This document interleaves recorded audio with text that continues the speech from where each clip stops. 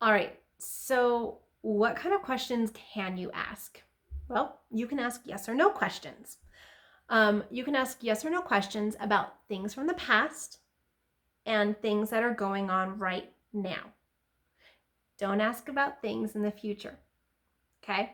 Now, I know some of you have had sessions with me or some of our practitioners, and at the end of a session, we'll ask, when your body will be ready for another session. Now, remember that intention. That is the reason we can ask that, is because we are asking that question with the intention, and I teach this to all of my practitioners, with the intention of, at the rate their body is currently changing at right now, when would they be ready to be able to be worked on again? Now, sometimes people, they'll build up that momentum and they'll change faster and faster. And maybe they don't need to wait 5 weeks to come back. Maybe they only need to wait 3. But at the time of their appointment, at the rate their body was changing, they needed 5. And so that's kind of what we give them as a guideline. But we also let them know to trust themselves and to come back when they feel they're ready after that 5-week period, because we still want to give that body a chance to heal the best that they can, and to change and get used to that new flow of energy within themselves. So again, that intention is really important because of what we're setting up in that question of when they can do deep energy work again. Now, going back to past and present for muscle testing, you can ask yes or no questions. So I can't ask, am I going to have another kid? Okay, yes, it's a yes or no question, but that's in the future. That does not work. But, I can ask questions in the now. Does my body need water?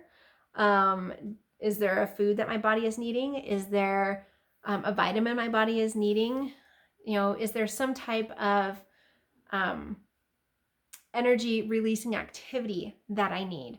Maybe, again, we'll go back to that frustration example. Maybe I'm frustrated and I can ask, is there something I can do to help release this frustration? And you can get a yes or no question. And then you start asking, okay, is it journaling? Is it going for a walk? Exercising? All these different things. Do I just need to go take a bath? Do I need a break? Do I need friend time? Self-care? So you can start muscle testing those to find out what that yes is. Now, some things that I really recommend that you do not muscle test. Don't muscle test these, okay? Do not muscle test your medication. Your doctor has put you on them for a reason at the specific dose that they felt was appropriate for you.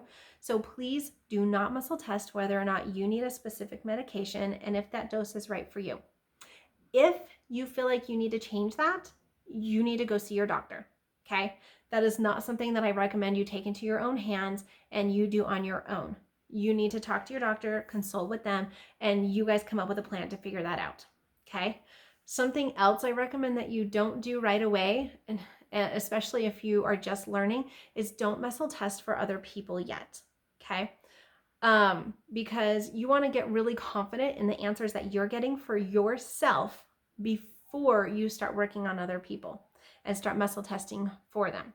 You can teach them how to do this weight test. You can send them to this free course and I'll teach them all the stuff that I am teaching you right now. There's absolutely nothing wrong with that. And then they can go on their own journey and learn how to do this too. But until you really master this, I recommend that you don't start testing on other people yet, okay? Some other things that I recommend that you just kind of use common sense, okay? So I love essential oils. I am a natural medicine type person all the way, and I know it. And so I use a lot of essential oils in my home. Now, I know that oregano is a hot oil. I also know that it cannot be used, it really shouldn't be used for more than like 10, 14 days at the most in a row, because it can be very hard on your stomach and hard on your body. But we use it for in replacement of antibiotics in our house. So we do use oregano oil. Now, if I'm not feeling well and I ask, okay, I know I have a cold, I know, something's going on, I just don't feel well, I can muscle test what it is my body needs. Now, if it comes up with oregano oil, then I'll muscle test. Do I need it internally? Do I need it topically? Do I just need to smell it? Do I need to put it in diffuser?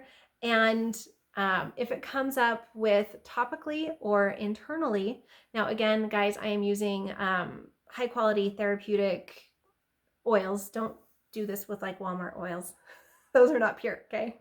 I'm just using this as an example because that's how we teach, is through examples. Okay, so again, don't do this with like Walmart oils. That's not good. What I'll do is I'll muscle test how much my body needs. Does it need 1 drop, 2 drop? And I ask this because I want to know kind of how bad things are going on the inside of my body at the moment. So if I get that I need 6 drops of oregano oil, I'm like, ooh, there's something my body is seriously fighting off. So I know I need to drink lots of water that day. I need to make sure I take my oils. I need to up my vitamin C, take my echinacea, all this other stuff. But I also am going to use common sense. I am not going to take 6, 7, 8 drops of oregano oil. That is too much, and it is too hard on your system to do right then. So, I'll take 1, maybe 2, because I know that's a safe dose for me and my body. Because I've been doing this for years, I know my body. And then I'll muscle test, after I take it, I'm like, okay, at the rate that, again, my body is changing, when do I need to take another one? And so maybe I'll get 5 hours, 6 hours, 12 hours from now. So I'll just put a little reminder on my phone. And when it comes to that, I'll muscle test again. Does my body need oregano? Okay, how much? And it's really interesting because it's usually dropped down to like 4, maybe 3.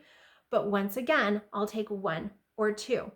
Another way that I'll ask that question is, what does my body need, or what does my body want, or what is a healthy amount for my body right now?